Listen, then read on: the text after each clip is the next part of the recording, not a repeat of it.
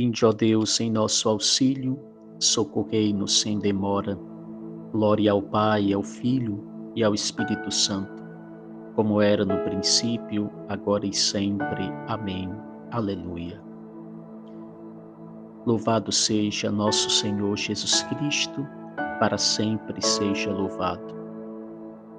Pela misericórdia de Deus, as almas que padecem no purgatório descansem em paz.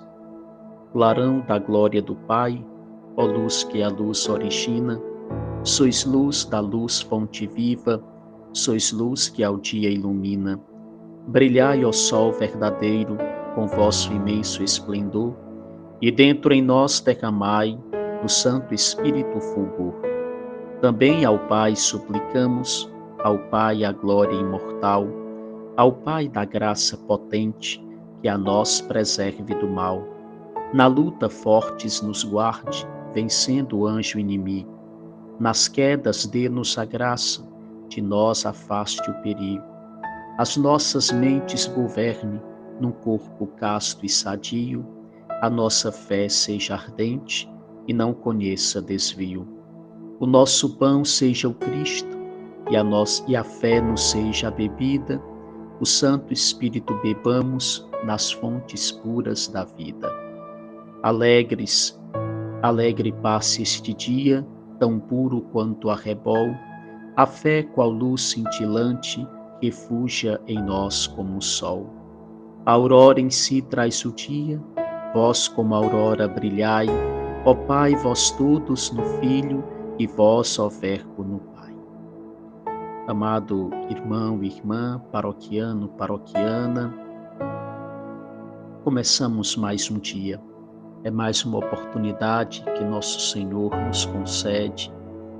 É mais um dia que Ele nos dá de sua misericórdia, do seu amor, para que possamos viver a santidade, para que possamos viver intimamente ligados a Ele.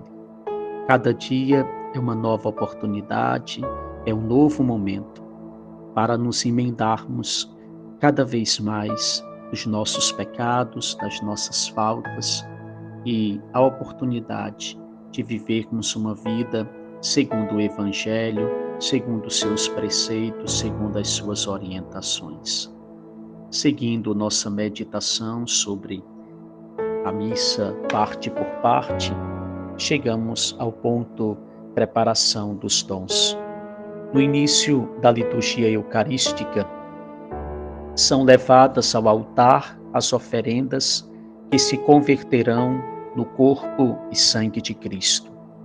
Em primeiro lugar, prepara-se o altar ou mesa do Senhor, que é o centro de toda a liturgia eucarística, colocando-se nele o corporal, o sanguíneo, o missal e o cálice, a não ser que este seja preparado na credência.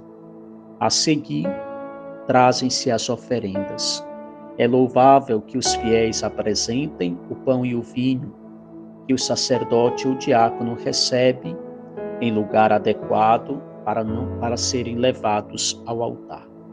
Embora os fiéis já não tragam de casa, como outrora, o pão e o vinho destinados à liturgia, o rito de levá-los ao altar conserva a mesma força e significado espiritual. Também são recebidos o dinheiro ou outros donativos oferecidos pelos fiéis para os pobres ou para a igreja, ou recolhidos no recinto dela. Serão, no entanto, colocados em lugar conveniente, fora da mesa da Eucaristia. O canto do ofertório acompanha a procissão das oferendas e se prolonga pelo menos até que os dons tenham sido colocados sobre o altar. As normas relativas ao modo de cantar são as mesmas que para o canto de entrada. O canto pode sempre fazer parte dos ritos das oferendas, mesmo sem a procissão dos dons.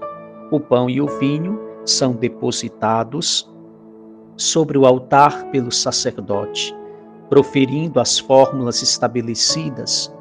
O sacerdote pode incensar as oferendas colocada sobre o altar, e em seguida a cruz e o próprio altar, para simbolizar que a oferta da igreja e sua oração sobem, qual incenso à presença de Deus. E em seguida, também o sacerdote, por causa do ministério sagrado, e o povo, em razão da dignidade batismal, podem ser incensados pelo diácono ou por outro ministro. Em seguida, o sacerdote leva as mãos ao altar, ao lado do altar, lava as mãos ao lado do altar, exprimindo por esse rito o seu desejo de purificação interior. Depois, a oração sobre as oferendas. Depositadas as oferendas sobre o altar e terminados os ritos que as acompanham, conclui-se a preparação dos dons e prepara-se a oração eucarística, com o convite aos fiéis a rezarem com o sacerdote e com a oração sobre as oferendas. Na missa, se diz uma só oração sobre as oferendas, que termina com a conclusão mais breve, isto é, por Cristo nosso Senhor. Se no final se fizer menção ao Filho, a conclusão será que vive e reina pelos séculos dos séculos. O povo, unindo-se à oração, a faz pela aclamação. Amém. Tomemos a palavra de Deus para esta segunda-feira, o texto do Santo Evangelho, e rezemos com esta palavra. O Senhor esteja convosco, Ele está no meio de nós. Proclamação do Evangelho de Jesus Cristo, narrado segundo Lucas. Glória a vós, Senhor.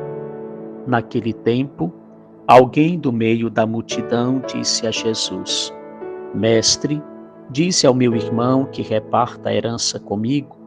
Jesus respondeu: Homem, quem me encarregou de julgar ou de dividir vossos bens? E disse-lhes: Atenção, tomai cuidado contra todo tipo de ganância, porque mesmo que alguém tenha muitas coisas, a vida de um homem não consiste na abundância de bens. E contou-lhes uma parábola. A terra de um homem rico deu uma grande colheita.